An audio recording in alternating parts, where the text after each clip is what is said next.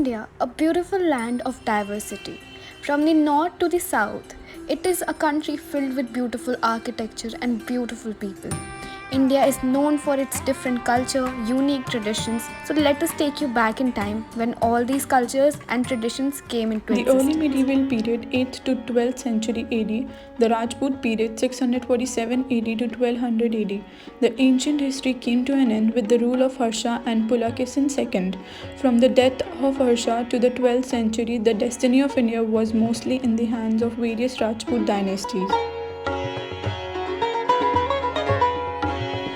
They were descendants of Lord Rama and Lord Krishna. They belonged to the ancient Kshatriya families. There were nearly 36 Rajput clans. The major clans were Pratiharas of Avanti, Palas of Bengal, the Chauhans of Delhi and Ajmer. Now let's talk about sculptures in northern India. The alluvial soil was the dominant soil in the northern India in 10th and 12th century. Therefore, the sculptures made during that period were either grey or pink in color. Clothing in northern India. With the Islamic invasions around 1000 AD, Iranian fashion and clothing entered in India. Women generally wore churidar with a long veil or scarf over it. The typical Hindu temple in northern India on plan consists of a square preceded by one or more adjoining pillars. The entrance doorway were richly decorated with figure of river goddesses. The Western India was called Rajputana in the early medieval period. It covered part from Sindh to present-day Madhya Pradesh. As we all know that Rajputs are known for their royal lifestyle, colorful traditions and unique practices. So let us take a peek into their lives in the early 10th century. The Golden Fort stands for its beauty and elegance. It is also considered as one of the largest forts in the world. The fort was built by the Rajput ruler Rajbal Jaisal in the early 10th century. Rani Ki Vav is another beautiful example of architecture from the Rajputs. It was built by the Chalukya dynasty. Dilwara Jain Mandir, built by the Solanki dynasty in early 11th century, is known for its extraordinary architecture and marvelous marble stone carvings. Rajput architecture is known for its raw sculptures, beautiful carvings, and other features like chhatris and jharokas, showcasing their royal lifestyle. Indian miniature paintings can be traced from the 10th century in Western India. Rajput paintings depicted religious themes and daily life events from the ruling family. The paintings were done on palm leaves, walls of palaces, inner chambers of havelis and forts, using natural colors. Rajputs were also famous for their unique customs and beautiful festivals like Gangor and Dashera, which are till date celebrated in parts of Western India. Practice like Johar was also performed by the Rajput women, in which they used to prefer committing suicide instead of becoming prisoners to the other rulers. Another important practice was to tie janehu or sacred thread to the young boys of Rajput clans. It was believed that the janehu will guard them from any negative energies.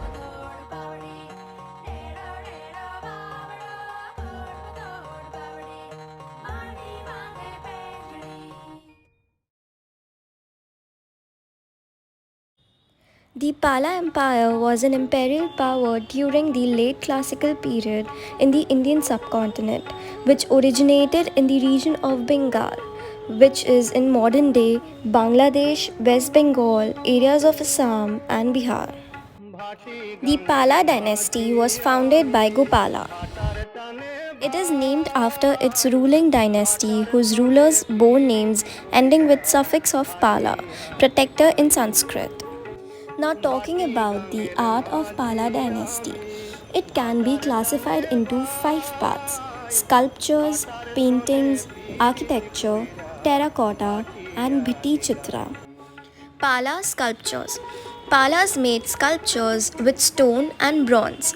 They used bronze casting method. The themes of bronze sculptures were largely Buddhist.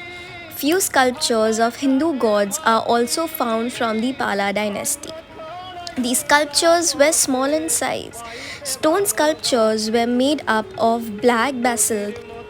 All the images were excellent and exhibit the maturity of artists. Palas used bronze sculptures because of their strength and ductility, and also it can last a long time and it can even be a good investment. Paintings of Pala period were of two types, manuscript paintings and mural paintings. Manuscript paintings were generally written on palm leaves. Palas used to paint on palm leaves because it is considered as a symbol of victory, peace, and everlasting. Mural or wall paintings. Mural paintings of Pala era has been found at Sarai Sthal at Nalanda. Certain images of elephants, horses, dancers, bodhisattvas, flowers, and geometrical shapes were painted on walls. Architecture of Pala dynasty contributed a lot to Indian architecture. Gopala, founder of Pala dynasty, built Nalanda Mahavihar. Devpala built a Buddha Vihar at Udantipuri. Mahipal got built hundreds of temples and buildings at Kashi. Kalachuri dynasty was the one ruling central India during that period. It was further subdivided into two kingdoms. The one ruling central India were called Chedi. The communities that belonged under Chedi were Madhya Pradesh, Rajasthan, Malwa and Maharashtra. Most of the architectural remains that survive from ancient and medieval India are religious in nature, as it traces their origins to Lord Krishna. 80 temples, including the complex of Khajuraho, were also constructed in central India. Most of the sculptures and art forms are made up of sandstone. The Lakshmana temple of Khajuraho, dedicated to Vishnu, was built by the Chandela king. Chandela culture is best known for the Nagara style architecture and the erotic stone sculpture at the temples of Khajuraho. The Khajuraho temples feature a variety of artwork, of which 10% is sexual or erotic, outside and inside the temples. Some of the temples that have two layers of walls have small erotic carvings on the outside of the inner wall. Talking about art forms and paintings, Central India is known for its worldly folk paintings. Women are generally engaged in the creation of these paintings. They can be recognized by the fact that they are painted on a mud board.